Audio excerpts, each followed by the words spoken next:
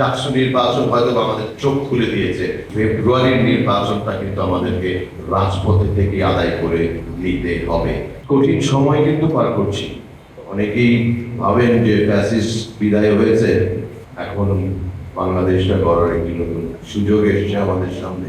কিন্তু চারিদিকে যেভাবে ষড়যন্ত্রের ডালপালা গজাচ্ছে, আমি অশনি সংকেত দেখতে পাচ্ছি আগামী দিনে। ফ্যাসিস্টকে বিদায় করেছিলাম ইস্পাত কোচিং ঐক্যের মাধ্যমে। পরিতাপের বিষয়, দুঃখের বিষয়, আপনারা দেখেছেন যে ক্ষমতার মোহে ফ্যাসিস্ট বিরোধী ঐক্যটা বিভাজিত হয়ে আওয়ামী লীগকে আবার ফেরানোর পথ খুলে দিচ্ছে। এর পরিণাম কিন্তু ভয়াবহ, আপনাদেরকে এটা অনুধাবন করতে হবে।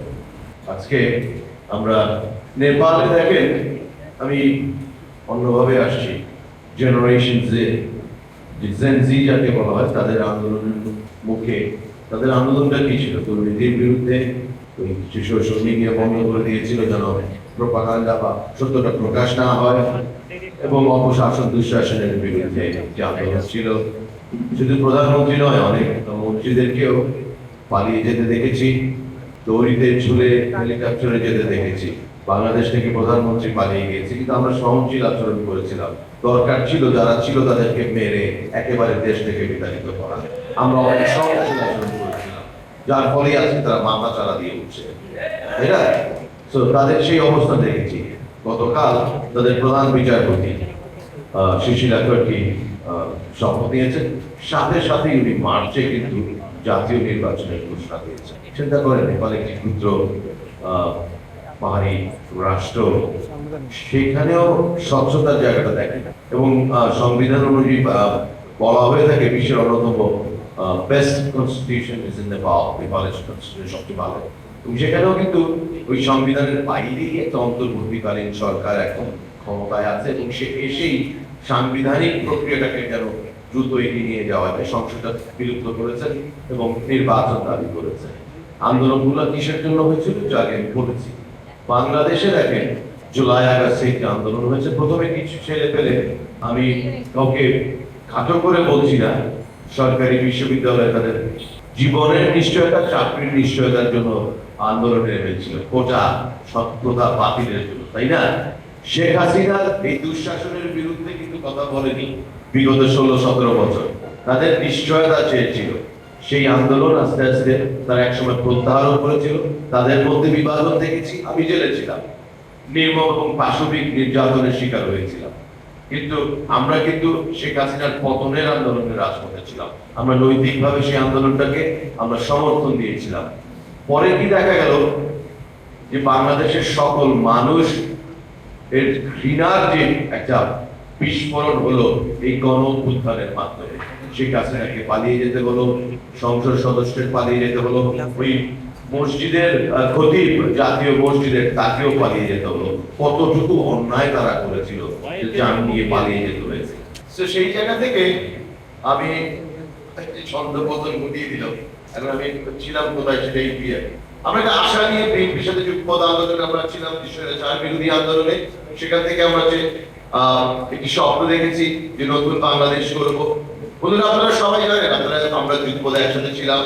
23 সালের 13ই জুলাই, এই যে বিগত 16-17টি বছর রাষ্ট্রটাকে একেবারে ভেঙে চুরে চুরমার করা হয়েছিল, গণতন্ত্র হত্যা করা হয়েছিল, আইনের শাসন বলতে কিছু ছিল না।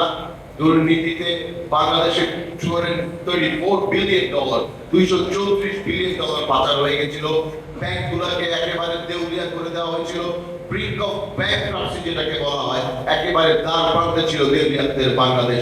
সেই বাংলাদেশটাকে মেরামতের জন্য আমরা বিএনপি ভারপ্রাপ্ত চেয়ারম্যান ঘোষিত 31 দফা সংস্কার কর্মসূচি দিয়েছিলাম। এর আগে কিন্তু কেউ সংস্কার করেনি, তাই না?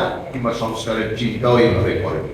সরকার পতন হলো, আমরা আমাদের কাঙ্ক্ষিত একটি গণতান্ত্রিক অভিযাত্রার দিকে এগিয়ে যাব সেটাই ভেবেছিলাম। অন্তর্বর্তী সরকারের প্রথম দাবি কাজটাই ছিল যেটা নেপালে হয়েছে। এই উদাহরণটা প্রথমে দিলাম, একটি নির্বাচনের তারিখ ঘোষণা করার কথা ছিল, কিন্তু সেইখানে আসলো ফ্যাসিবাদের বিচার করতে হবে। অবশ্যই আমরা বিচার করব, দীর্ঘ প্রক্রিয়া, সংস্কার বাস্তবায়ন করতে হবে। বিভিন্ন দাবিগুলো আসলো, সংস্কার কমিশন গঠন হলো, গণতন্ত্রের উত্তরণের জন্য যে বাধাগুলো আছে সেগুলো তো সেইগুলো তো চমকিয়েই আমরা একটি নির্বাচনের মাধ্যমে আমাদের আন্দোলনটা হয়তো বা পরিসমাপ্তি হবে, তাই না? তো আসুন, আমি সকলকে অনুরোধ করবো, জমিয়ত একটি সুন্দর পরিকল্পনা যেটা করছেন যে আপনাদের পুনর্গঠনের জন্যই তো আজকের এই সম্মেলন, দলটাকে পুনর্গঠন করেন, আপনাদের ইমানি শক্তিটাকে দৃঢ় করেন। আমি অচিরেই দেখতে পাচ্ছি হয়তো আমাদেরকে আবারও গণতন্ত্র রক্ষার উদ্ধারের জন্য, গণতন্ত্রটাকে তো হত্যা করাই হয়েছিল, সেই উদ্ধারের জন্য আমাদেরকে রাজপথেই নামতে হবে। রাজপথই এর মাধ্যমে ফয়সালা করতে হবে। একটি কথা মনে রাখতে হবে যে যা হলো যে এই ফেব্রুয়ারির নির্বাচনটা কিন্তু আমাদেরকে রাজপথে থেকে আদায় করে নিতে হবে। বাংলাদেশে যদি ফেব্রুয়ারি মাসে নির্বাচন না হয়, আপনার আমার কি অবস্থা হবে সেটা কল্পনাও করতে পারবেন না। এই দেশটাকে অস্থিতিশীল করার জন্য প্রতিবেশী ভারতের চক্রান্ত সবসময় ছিল, আরো তীব্র হয়েছে। ওই মির্জা ফখরুল ইসলাম আলমগীর সাহেব বিএনপির মহাসচিবও বলেছেন, এস আলম 2500 কোটি টাকা দিয়েছে বাংলাদেশকে অস্থিতিশীল করার জন্য, অনেক টাকা। এবং আমরা প্রায়ই শুনি টার্গেট কিলিং, একে হত্যার উদ্দেশ্যে হামলা করা হয়েছে, তাকে বিভিন্ন কিছুদিন আগে ববি হাজরাজকে বোমা মেরে হত্যা করার জন্য হামলা করা হয়েছে, জাকপার সভাপতি খন্দকার লুৎফুর রহমানের উপরই হামলা করা হয়েছে, পিপি নূরের ব্যাপারটা আমি ওইভাবে না দেখলেও তার উপর হামলা তো করা হয়েছে, এবং সেটা প্রকৃত তদন্ত এখন পর্যন্ত করা হয়নি। সেই তদন্তটা আমরা দাবি করছি। আমরা দেখেছি প্রকাশ্যে তারা তার উপরে হামলা করেছে, সেই তদন্ত দাবি করছি। কমিটি করা হয়েছিল, কোনো ফলাফল এখনো বাংলাদেশ ওই আগের আমলেই রয়ে গেছে। কমিটি করা হয় কিন্তু তদন্ত কমিটির কোনো রিপোর্ট আমরা প্রকাশ পাই না। আমি বক্তব্য দীর্ঘায়িত করার জন্য আমি ক্ষমা চেয়ে নিচ্ছি। তবে আমার বিনীত অনুরোধ আপনাদের সকলের প্রতি, আসুন আমরা আমাদের ঐক্যটাকে সুদৃঢ় করি এবং আমাদের প্যারেন্টস অর্গানাইজেশন, বেসিক্যালি আমরা বিএনপির সাথেই আছি, তাদের উপরেও আমরা কিন্তু এই চাপটা অলওয়েজ বলবৎ রাখি। This is the time. আমাদের এখানে আত্মতুষ্টিতে ভোগার কোনো সময় নাই।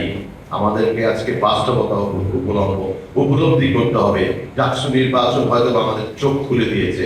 আমি সেটা জাতীয় রাজনীতিতে অনেক বেশি প্রভাব পড়বে বলে একেবারেই মনে করি না।